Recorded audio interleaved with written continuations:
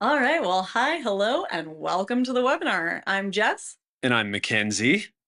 and we are about to get into a very exciting webinar with all of you in just a few seconds here. But Mackenzie and I wanted to go through a few of the housekeeping points that we think will help you get the most out of our time here together today. So, Mackenzie, where should we start? First, I want to draw your attention over to the question section of your webinar console. This is the best place to get involved, get interactive, post all of your insightful questions, comments, feedback, and ideas. In fact, why don't you find the tab right now and give it a little test run by saying hi, hello, hola, whatever salutation you want to put out to the community today. And as a quick side note, that window is also the best place to reach out and let us know if you have any technical issues during the webinar. Don't forget that a browser refresh should clear up most of the common issues. But if your slides or audio aren't working, feel free just to shoot us a message in the questions tab and our team will be happy to help. All right, well, the questions tab was a great place to start because the next stop on our guided tour of your audience console is the handouts tab. Do spend some time in the handouts tab. There are so many wonderful resources and takeaways from our conversation here today. You are going to want those to follow up on this, I promise you. So go over to the handouts tab right now, start clicking on those links, download those PDFs, open those tabs, make sure you've got those set aside. Don't go anywhere just yet. Those are for later after we wrap the webinar, because right now you're going to want to stay with us. Not only do we have a very cool webinar coming your way, we also have a prize giveaway that we want you to have in mind, because that is coming at you at the end of our session. So we will have a $250 prize giveaway at the end of our webinar. Now, all winners do need to be here live and present at the webinar, and all winners must meet the prize terms and conditions. Those are linked for you in the handouts tab that we were just chatting about. So you can head on over to the handouts tab, click and scroll down, and you will find the full T's and C's waiting for you there. Okay, Jess, I think that's everything for the housekeeping. Let's get this webinar rolling. Let's do it.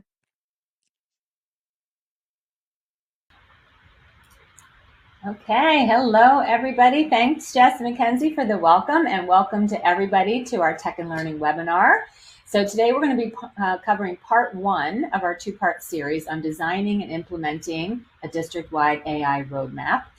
Special thanks to our sponsor PowerSchool for making this time together possible. So today's focus, we're really going to be digging in on the designing piece of this conversation. So how to design an AI roadmap framework. And we have a fantastic panel of experts to discuss this topic. So as many of you probably know, with the rapid growth of AI in schools, there's been a lot of excitement, but there have also been a lot of concerns from school district communities. And today we're fortunate to have with us three experts on the topic who are going to discuss how they have successfully implemented AI guidelines and best practices, as well as communicated the facts and the myths about how AI tools can be used to support teaching and learning. So, but before I introduce our panelists, I'd like to meet you all. So please put your name in chat. Let us know where you're coming in from, your school district.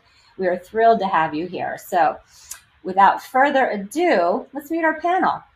So today we have joining us Alana Winnick, who holds leadership positions as the Educational Technology Director and Data Protection Officer for the Pocantico, hopefully I'm saying that correctly, Hills Central School District in Sleepy Hollow, New York. And she's also the Hudson Valley Director for NYSCAPE. She's really become one of the foremost experts on the topic of AI in schools. And she's also an author and podcaster, both titled The Generative Age, highly recommend reading and listening. And that explores the rapidly evolving world of generative AI and its impact on education. And Alana has received many awards, including the Tech and Learning Innovative Leader Award. We also have with us Greg Bagby, also winner of the Tech and Learning Innovative Leader Award. So Greg speaks nationally on many topics, including the meaningful adoption of AI in schools. He's the coordinator of instructional technology for the Hamilton County Schools in Tennessee. And through his 30 years in education, he served as a teacher, as a building administrator, adjunct professor, professional learning specialist, all kinds of great stuff. And Greg also served on the 2024 National Ed Tech Planning Committee, which was very exciting and is now released. And we also have with us today from PowerSchool, Joel Lathrop, who is the Director of Education Strategy at PowerSchool. Joel also has 25 years in education technology. He's worked for companies like Microsoft and AWS, and also with lots of state departments of education. And he's going to be sharing some of the insight and best practices that he's heard from his customers around this idea of building AI policy and rolling out a district-wide plan. So before we get started with our panel, let me just remind you, we love interaction with our audience. So please use that Q&A at the bottom to add your questions. We'll get to them after the conversation, and we probably won't get to all of them because I know there are going to be quite a few. But please share your questions. This is part one of part two, and we were just chatting in the green room that we're going to be looking at those questions and seeing if we can, anything we can't get to today, we'll get to in part two. So now let's get this conversation started. So my first question is, since the launch of ChatGPT and other AI tools in 2022, there have been a lot of concerns about how AI will impact teaching and learning from the school district communities. So I'd love to learn from each of you how you've addressed these concerns in your districts. And maybe let's start with Alana. So Alana, can you tell me a little bit about how you've addressed these concerns and what you've learned from your work with school districts? Thank you so much for having me. So I always like to start the conversation that AI is not going anywhere and we really need to embrace it.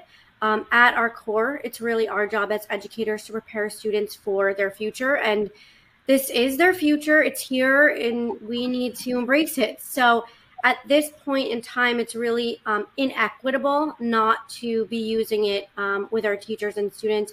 And it's not necessarily a socioeconomic issue anymore. It's an access issue. So if you are not providing your students with access and you are not teaching them how to use it the right way, they will not be prepared for their future. And that's just their reality that they're about to graduate into. And someone else that knows how to use it the right way will be more successful than them because they will have the tools that they need to be more successful. So just keeping that at the forefront of our mind while we have these conversations. But I do think addressing the concerns is super important because people are very concerned about this. So I think it's always best to just be transparent, have open, honest communication. We went on like a listening tour, listening and addressing key concerns from all stakeholders, like whether it's the board, a parent, a teacher, a student, just listening and making sure that they feel heard. I think that's, Administrator School 101. They teach you to just listen. So I think that's something I would always bring it back to. I think, making sure everyone feels comfortable from my admin team to my teachers and all the way down, and, board of ed and community and in every aspect of a district.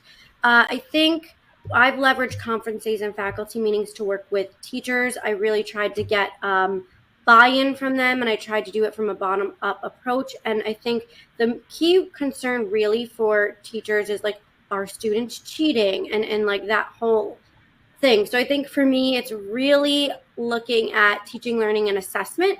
I've always thought that assessment needed to change my whole career. And I thought the pandemic would have been that change, but unfortunately it was not. And I think that AI really is that catalyst for change because we can't go back. Like I think once people got back to school, got comfortable in the classroom, they just kind of reverted back after the pandemic. And with AI, there's no going back from it.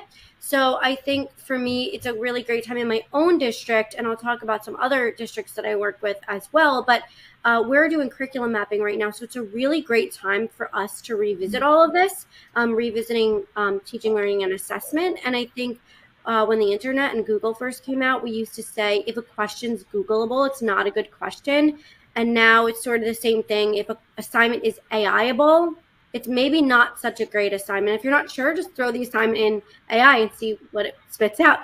But I think it's really focusing on that learning process and not the end product. So if you're just, I'm going to take a traditional essay because it's the easiest thing. If you're just getting the essay at the end and grading it at the end, there's no way for you to tell if a student's growing. So if you have an A student, they're just going to keep getting A's, but are they growing? Maybe not. And using AI, and there's so many ways to use AI for like personalized learning. So that's like a whole different conversation that we can have. But I think really just taking the time to rethink teaching, rethink learning, and rethinking assessment, and having this bottom-up approach where the teachers are really involved in that conversation. And that's how you're going to get buy-in. And if you're reimagining learning and they're involved, it's a lot more exciting than an administrative team saying, this is what we're doing. And even if you have a tech committee that's making those decisions for them, I think it's important to have the conversations across the board. And I think just something that made me rethink teaching, learning, and assessment was I just was on the Week of AI panel, a student panel. So if you haven't watched that, you can look it up. And one student, they were at one of my 8-year-old students, they asked her, when can you use AI and when can't you use AI? And she goes, we pretty much use AI all the time, except for when we're preparing for our state tests. And I was like a little bit crushed by that, because, I mean, is the state exam the most important assessment? Is that going to prepare students for the future? Does that define them? And I think that AI is really opening up all of these conversations for everyone to have. So I think it's, the gateway to a really exciting world we're about to enter into. Thank you, Alana. And I think you're so right. Just start with listening. I mean, that just seems to be amazing advice. Thank you. So, Greg, what have you been working on in your district to kind of get past some of these concerns, or at least making some headway with some of these concerns? Well, one of the main things that I like to remind folks of, a lot like what Alana says, it's not going away and we must embrace it. But not only that, we can't block or ban our way out of this. Students and teachers are using it, and it's not that we have to give them permission or have to pull it away from them. If they have access to it, they are going to use it, and they have been using it. And we need to understand that it's not that we're trying to get ahead of them. No, we're trying to work with them. It's going to be a cooperation of us working with them. And as I keep getting on these webinars and things change daily, and I say this over and over, this is the worst it's going to get. It is only going to get better as an AI, and the tools that we have available, or the tools that are available to students. Just before my last webinar, as I was saying, it was right before ChatGPT 40 came out. And then with this one, and Conmigo and their announcement with Microsoft and the things that they're doing. And I'm just guessing that something else is going to happen, and another shoe is going to drop, or what, however you want to put it, but it's only going to get better. And the whole idea is we need to help not only, as Alana said, the stakeholders that are in our buildings, in our boardrooms, but even the community. We need to allow them to get an understanding of what's going on. And we've been reaching out to the community to create community partners so that we can help them and have them help us address some of the concerns that some of these folks are having around the use of AI and how AI is going to affect them. And once again, as Alana stated, yes, AI isn't going to take all the jobs, but those who know AI will be able to get better jobs because of their knowledge of AI.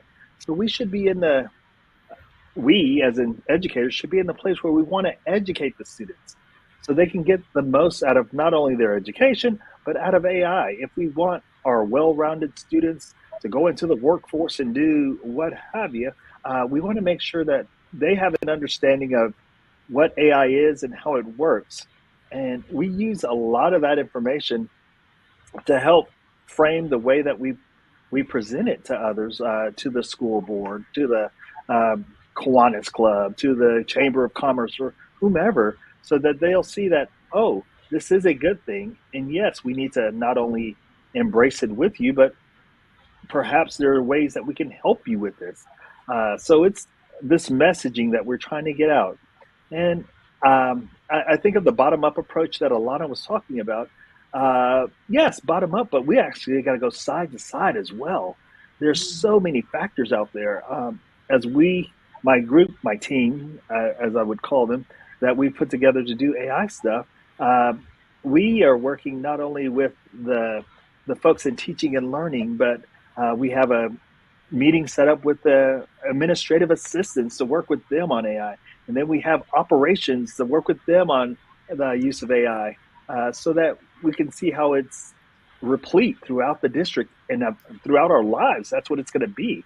It's going to be everywhere, and we need to make sure that we're up on that. We have created an AI team of teachers and admin, and the hope is to add more students, or to add students. We have a student.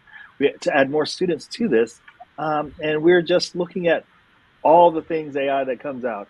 We actually have a Canvas course that we go through, and we click on the little tech and learning. because you all are always pushing out AI articles, and it's bookmarked there so they can go and see what's the latest and greatest. And I don't know, every week it seems like there's at least a couple of new articles on AI that you all have put out. So we're just trying to educate the masses so that everyone will embrace and push forward. And as for the lessons, yes, we don't want them to be Googleable or AIable.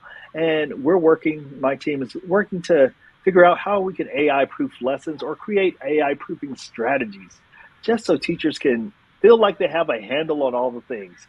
They never will, because we never will, because AI is woo. Yes, I remember sending an email just earlier today after one of my team members sent me the video of Sal Khan talking on some news show, and I said, yes, it is back to the wild, wild west, but this time it's AI. So that's some of the things that we're doing, and I would love to hear reactions from the audience so I know exactly how we're going to frame answers to their questions for the next time. Excellent. Thank you, Greg. And thanks for the shout out for Tech and Learning. We appreciate that. I did not prepay Greg to say that. But we are covering it, and it literally is. It's changing like hourly. So we definitely are doing our best to stay on top of that. So Joel, love to hear from you. What are you hearing from your customers in terms of best practices, success stories, that kind of thing? You want to share a little bit with us? Sure thing. Yes, love to share it with you. Having been in education technology and supporting school districts and state departments of ed, for the last 25 years or so, it's interesting. I think I've seen just about everything in regards to, districts deploying it. And I guess primary things that I'd like to point out is I think preparation is so very important, for a district to assure success. I don't think you can be over prepared. It's new to everyone, and I think they both touched on. There's so many things that people are reading and referring to.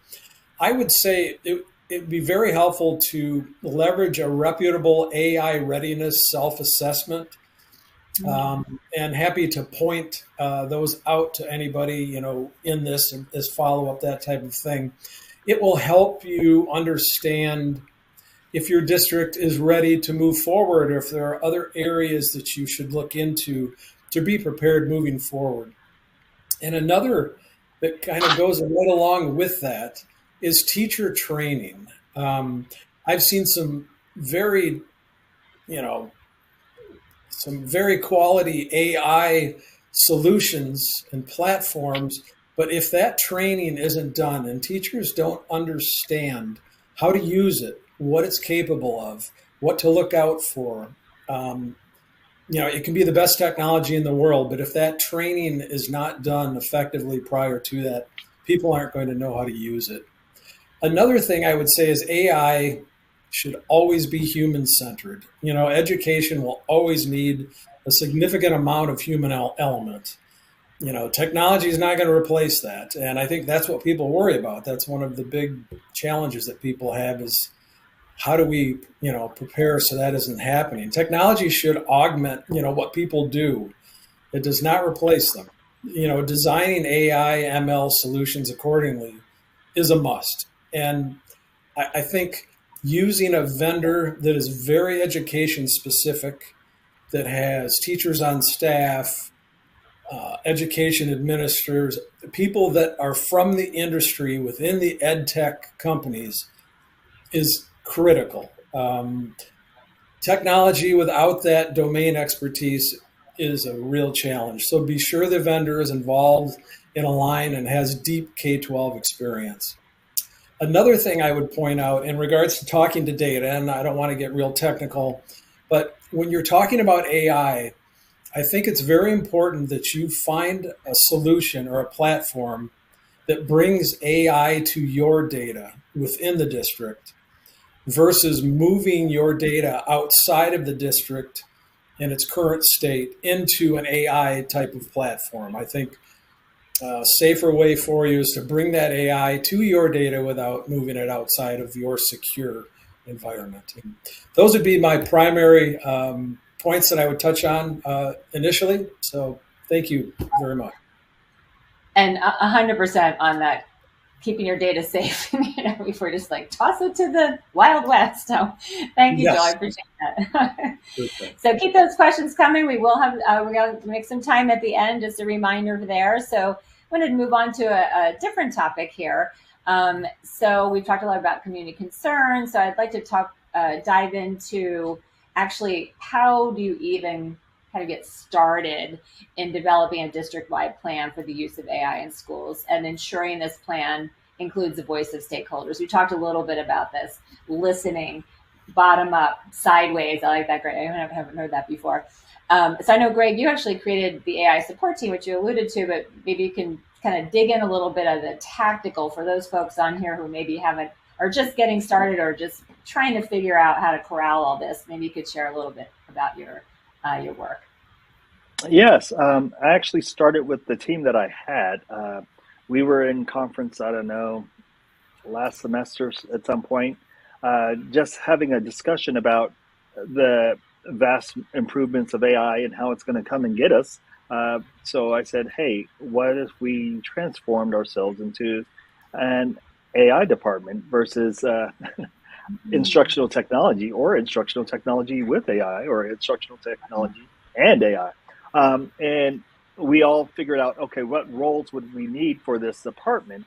And we all my team, we went out and we took about a week off of the subject, that is, and figured out ways that we could help our individual skills in bringing in an AI team that would actually be robust enough to serve teachers and principals, but also, like I said, those administrative assistants and the folks dealing with operations and grounds and all the things.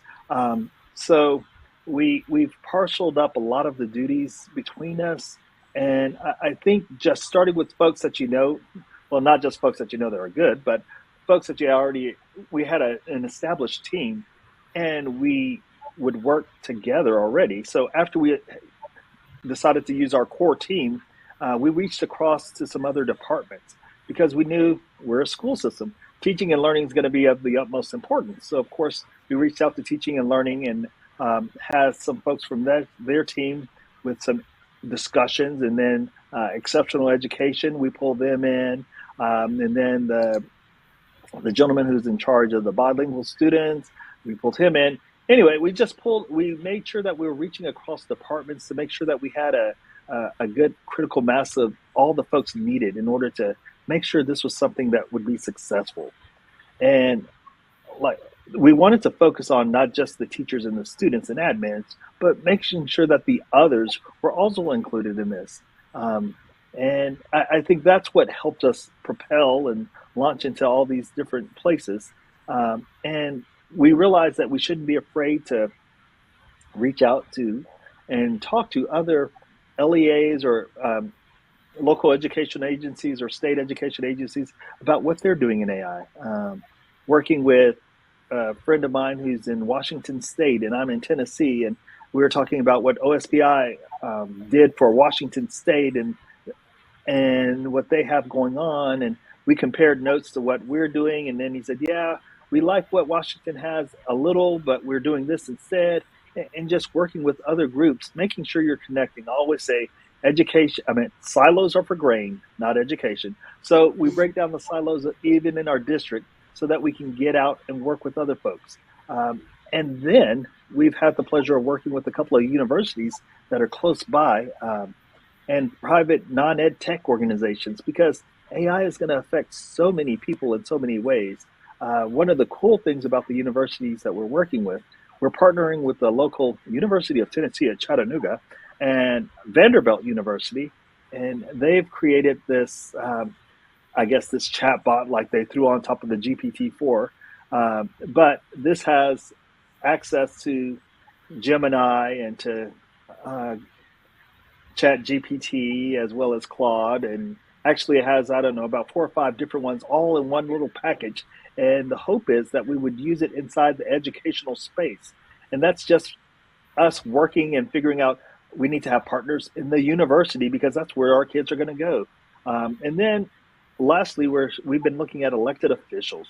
I most recently had the pleasure of going out to Utah and spending some time with one of their congresswomen, a congresswoman out there who is actually pushing AI policy across Utah.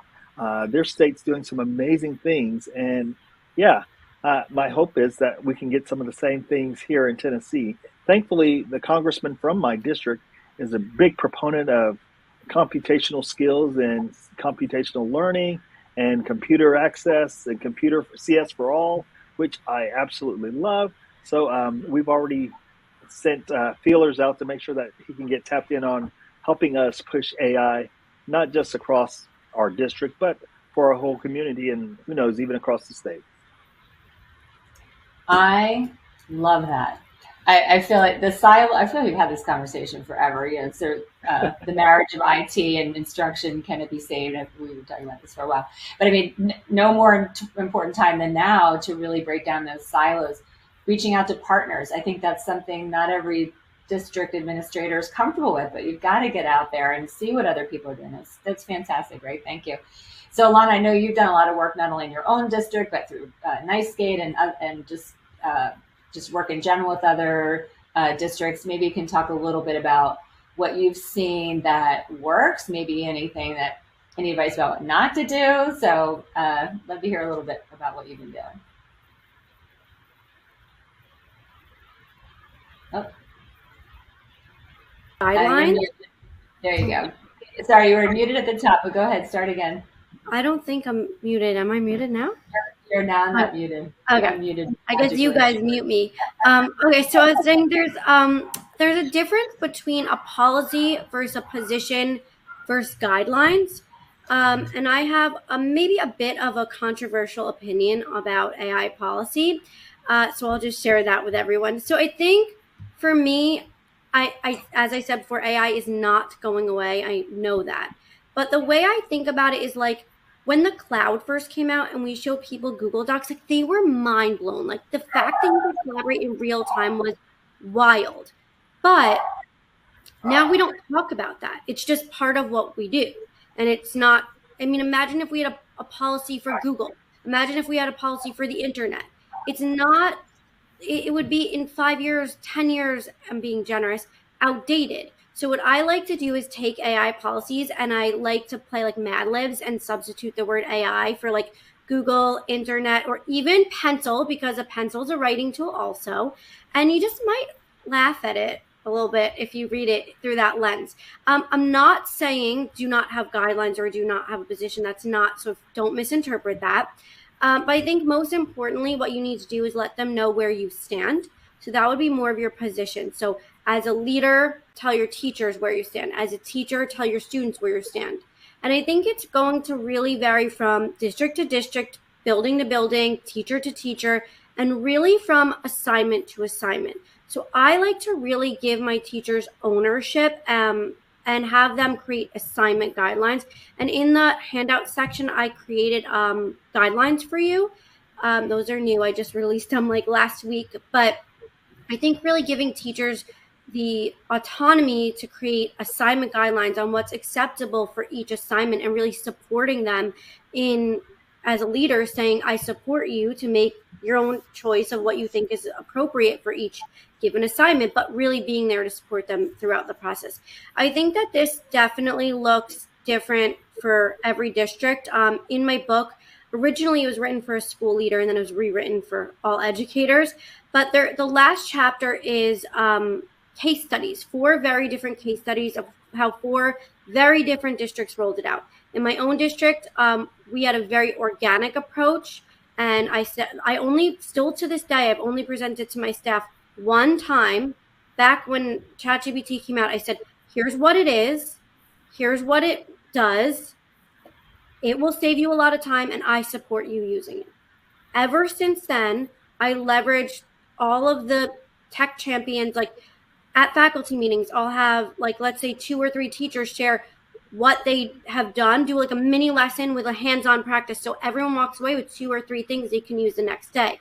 And if it's not an AI faculty meeting, I'll do an AI icebreaker. Find someone in the room you don't normally work with. Share one new thing you've tried since our last meeting. Switch. And then you do that 2 or 3 times. Then you say, share something new you heard. they might not be willing to share what they did, but they're more likely to share something interesting they heard. So just getting the conversation going, I think, is really important. Highlighting the people that are doing innovative things, inviting people into the classroom to see it in action.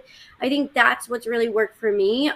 Other districts that I've worked with and in the case study have more of like a community buy-in approach. They waited a year, they worked with their board of ed, they got community buy-in, and they really waited and put this whole picture perfect, every I is dotted and T is crossed bow together before they rolled it out.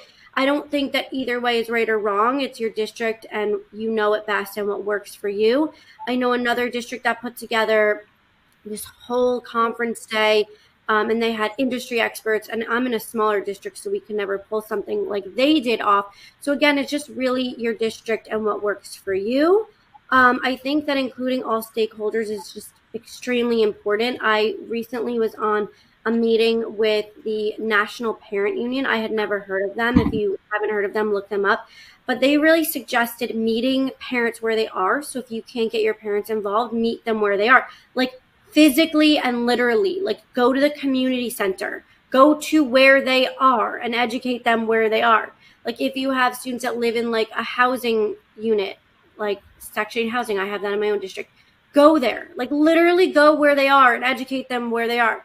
I thought that was really great advice.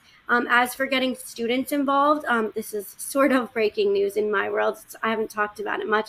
I'm launching something called Students for Innovation, and it's just studentsforinnovation.org.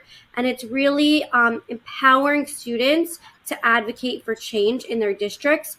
And it's giving them the knowledge and skills that they need to sit in these conversations and have knowledgeable conversations with you to advocate for change on their behalf. So I think that student voice is extremely important. I think in a world where we're all learning and growing together, the students sometimes know more than us, and it's really, really important to include them. And as Greg was saying, they're probably using it anyway. So to say, how did you use it? How did it help you? And in these guidelines that I posted, if you use AI with students, you would give them two things. Like one, submit the link to their chat. And it's not if they use it, it's how they use it. But the most important thing is writing a reflection. How did using AI help you with assignment? How did it help you grow? And I think just listening to the students is so extremely important. And just providing ongoing professional development to your teachers. And the number one thing is just giving them time. Like time is the most important thing we could give is time. So I could keep going on and on about this, but I know I'm probably cut off now. So I'll let someone else go. Oh, thanks, Lana. But no, that's great. I think finding those tech champions is something that is crucial for any time you roll out any kind of initiative. And I also got a sneak peek of the new student innovation community that Alana launched, and I can't wait to learn more and write an article about it. So thank you so much. So Joel, would love to hear from you. What are you hearing from your district customers in terms of getting started, getting the stakeholders involved in district policies, if that's what they're looking at regarding AI?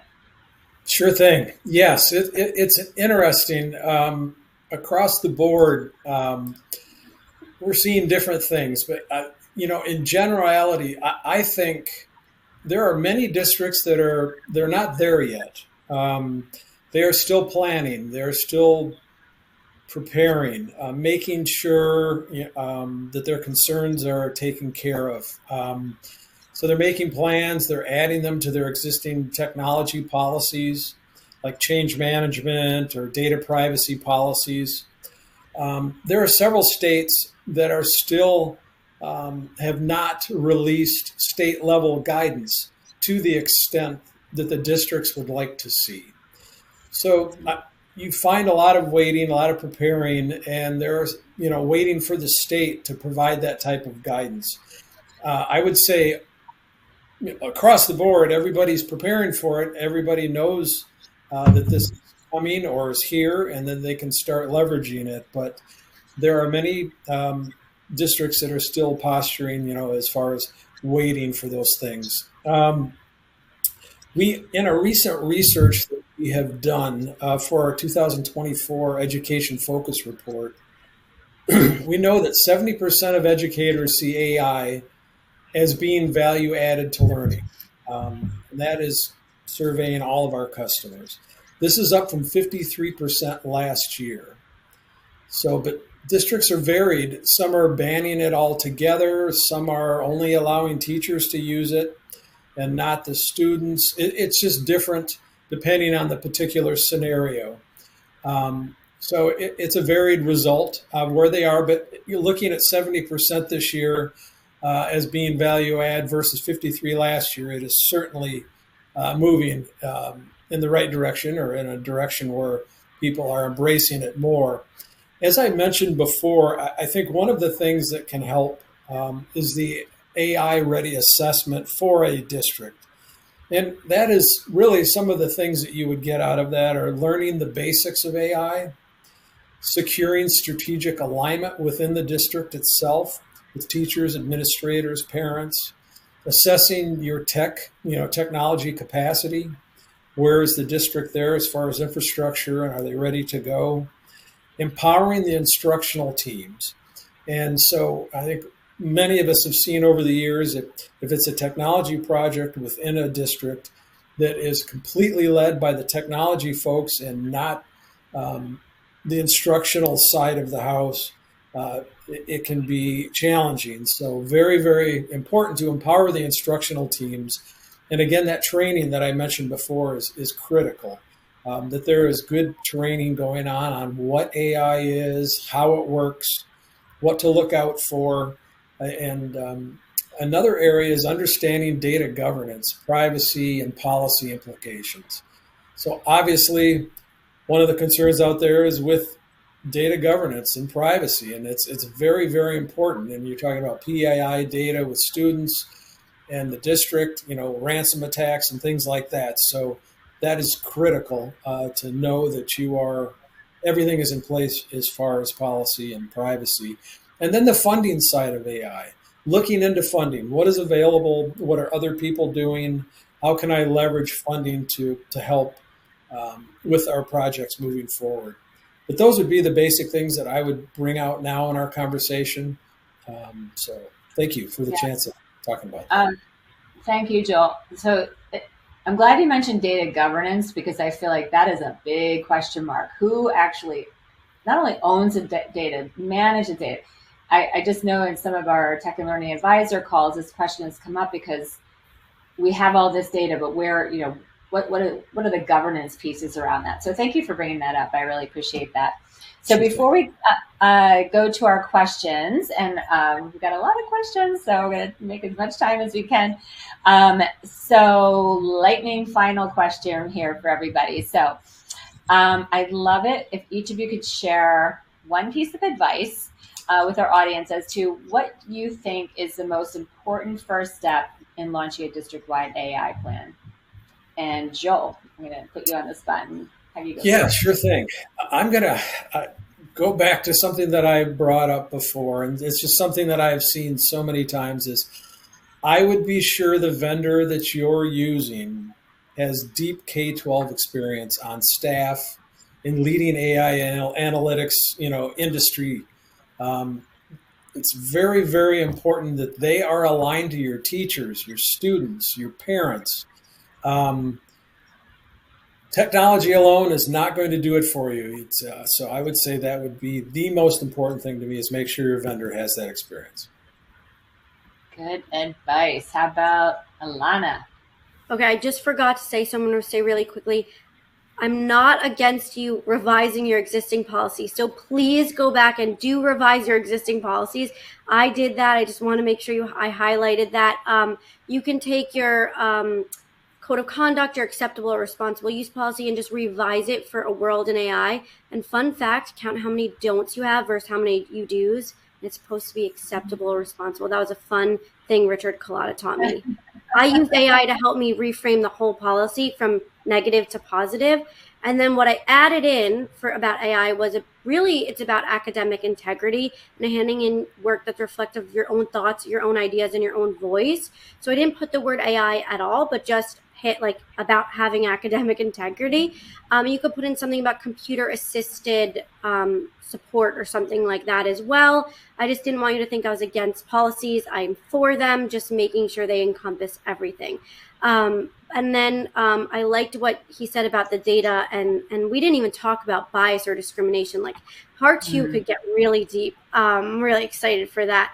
But I think my one piece of advice is no matter where you are on your journey, you are in the right place. You are on the path, and you are on, as long as you are on the path, you're in the right place. Let me rephrase that. If you're not on the path, then you need to get on the path. But if you're on it, no matter where you are, you're in the right place. Just you have a community of people that are already doing these things. Don't reinvent the wheel. Reach out to the people in your region, in your state, in the national orbit. Have conversations, see what's working for different people, and just don't recreate the wheel. Just use what's already out there. There's so much out there, so don't reinvent it. Thank you, Alana, for clarifying your position on policy. So, Greg. Okay, so Alana, I appreciate the ideas of academic integrity. We're actually looking at an academic integrity policy or guidelines, and with that name, not necessarily AI like you were saying. But a good friend of ours, Mike Apdahl, said, "Don't create a law when a policy will do. Don't create a policy when a process will do. Don't create a process when a procedure will do." And I just thought I had to bring that up because, of course, with the whole idea, we're looking at the most important first step. So that's the first thing, is make sure you have the right verbiage or the right thing you want to do. And most importantly, I want to make sure that you're keeping the students private or protection and the privacy piece. I think that's the biggest thing. But we have to use AI in the sense of, like Willie Sutton. If you don't remember Willie Sutton, the FBI asked, why did he rob banks? And he said, because that's where the money is. And why are we going to use AI? That's where the kids are. That's where the things are happening. And just recently, the World Economic Forum, they put out their information on business and industry recently. And one of the main things they talked about was how AI is, well, they predict AI is going to be infused in so many industries that it's one of those things where students will need to know it in order to survive and to get those better jobs, or not even the better jobs, getting a good job. So I know you're saying you're all over the place. Policy, and we're thinking about the future of the students. So, and we're going to protect them with that policy or that, what do we call it? The policy or the process or the procedure. So there you go. Thank you. Well done. Well done. Thank you. Thank you. All right. Questions here. Let's look through here. So this one's for Alana. In the story here, where does the data protection conversation fit in before you were telling staff about using the tools? And what did that training for teachers and students look like? Yeah, so the guidelines that I attached for you, I think is really helpful. I'm just going to pull them up on my end now so I can look at them. I think for me, I am a data protection officer. Let me just start off by saying that is one of my titles that is extremely important to me. When we use tools with students, New York State has very, very strict data privacy and security laws. So if it's not on our state contract or a local BOCES contract, then we need to get a district contract directly with the vendor. I really try not to do that. I try to use what's already been vetted by the state and the region. So that's our first, what we do first. I think that there are tools that don't require a login, so it's not tracking your personal data. So that's something that is, I guess, a gray area. I'll call it a gray area. But following the guidelines that I have, it's just really, I think it goes down to education. I think educating teachers and educating students that we do not put any personally identifiable information in a chatbot, because the AI is being trained on our prompts. So don't put just like I tell them to do with the internet, don't put something in AI or don't put something on the internet that you wouldn't want repeated back to the whole world, because that's how we should think of it. So do I think that they should use AI to help them with their IEPs or 504 goals? Sure, they can use it, but don't put in students' names. Don't put in anything that could be tied to the student. replace it with student one. Don't use specific attributes, use areas of interest. So I think just balancing the personalization and the data privacy is so extremely important. I just did a whole presentation on this on at the New York State Data Privacy and Security Conference. I mean, I could literally talk for an hour all about this, but I think number one, don't put anything in the chatbot that you wouldn't want spit back out. There's a lot of lawsuits that happen, like Samsung's code got leaked, and it was because a coder put their code into OpenAI, and then it got spit back out somewhere else, and then Samsung employees were like accused of leaking the code, but really not a person didn't leak it. It was that it was being put into the chatbot. So I think showing these relevant real world examples helps people to see, like, oh, she's not just saying this really happened. And I try to use relevant real world examples so they're not just thinking that I'm like this bad guy that's telling them don't do all these things. And then I think I give every AI user 2 jobs in my district, and their first job is to be a detective, and they have to keep a lookout for bias and discrimination. We didn't really talk about that. And then they also have to be a DJ and like remix the content to make it their own thoughts, their own voice, and their own ideas.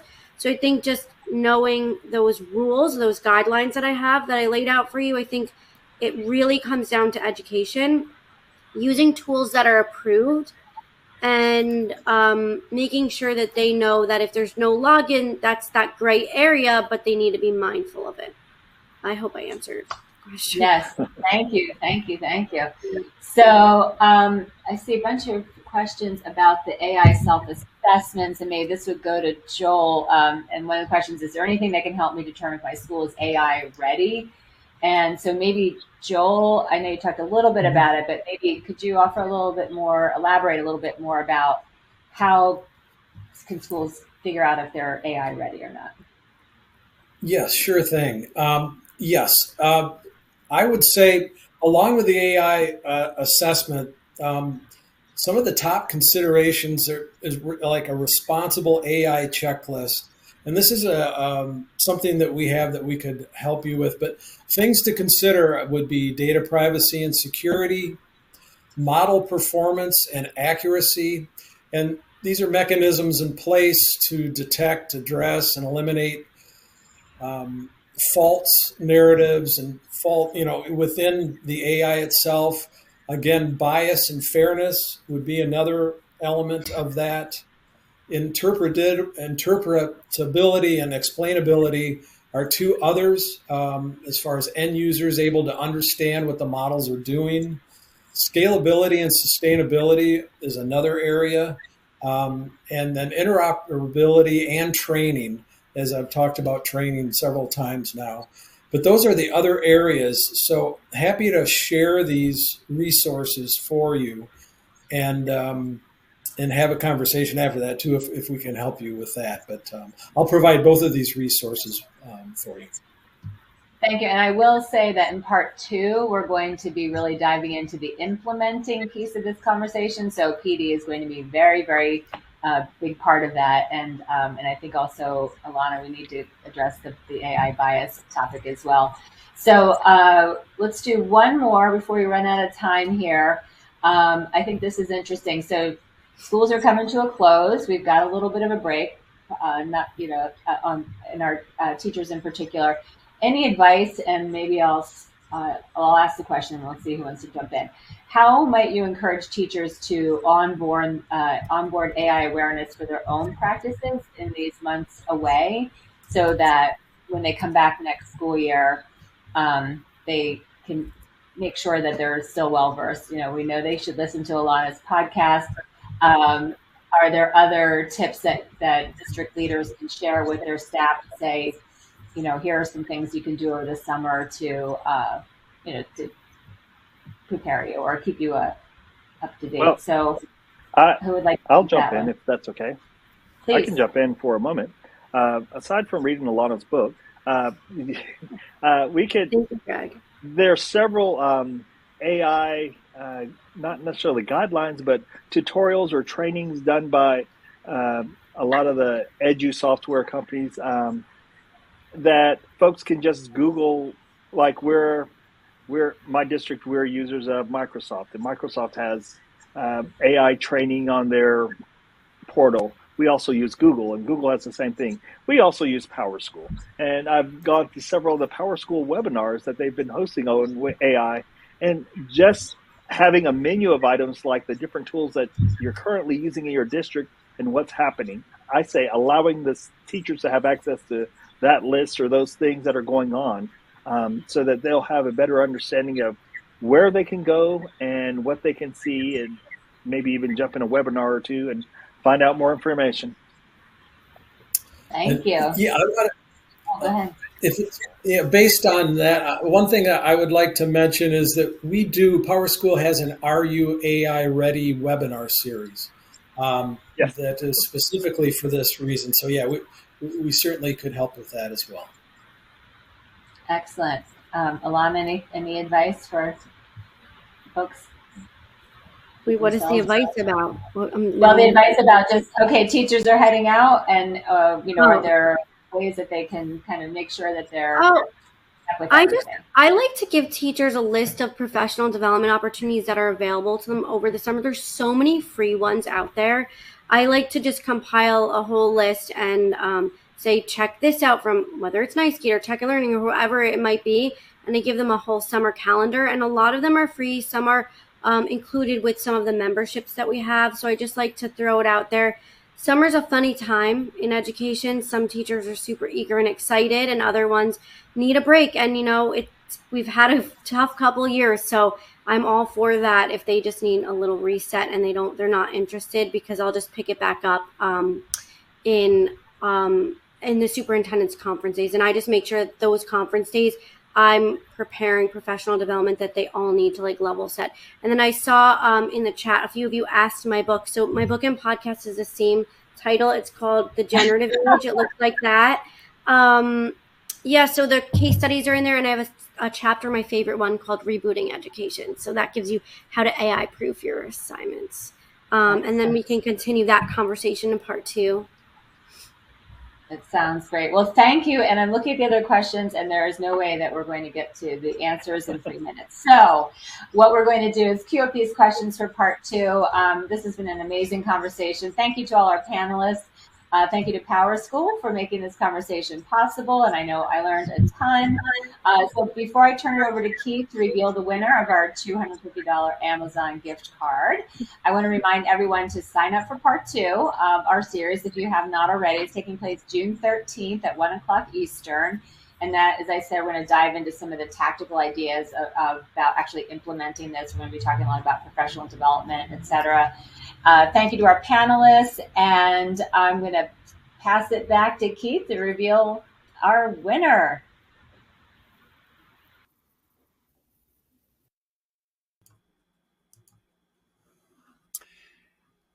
Okay. And I would follow up on what you said, Christine, and add that all of you who are signing up for part 2, and I imagine that'll be all of you, given the fantastic response from the attendees today, tell a friend, tell 2 friends about what happened here today. I think there's going to be so much interest generated in this that you should be having your friends join for part 2 as well. What a fantastic discussion, folks. I want to thank everyone who partook today. That includes Christine, Alana, Joel, and Greg. Man, I learned so much about education and AI that I didn't know today. I'm not kind of in that world. So for me, it was completely eye-opening and revealing, and I loved every minute of it. So thank you so much for that today. And I can't wait for part 2. I am going to sign up. Even if I'm not part of it, I want to be there to get it too. So just fantastic stuff today. You all were awesome. And as Christine said, we do have one more piece of business to take care of, and that is the Amazon gift card prize drawing. As she said, it was $250. And one reminder, you do have to be present for the entire event to be eligible to win. And we do have a winner for today, and that winner is Pedro Garcia from California. Congratulations to you, Pedro. We will be in touch ASAP to get you your card. And with that, folks, we're wrapped. On behalf of Tech and Learning, I want to thank PowerSchool for making this event possible. I want to thank all of you attendees for being here today, for your great questions, which just kept coming and coming the whole time, for your amazing engagement with this topic today. I can't wait to see you in the next one. Folks, that concludes today's event. Have a great rest of your day.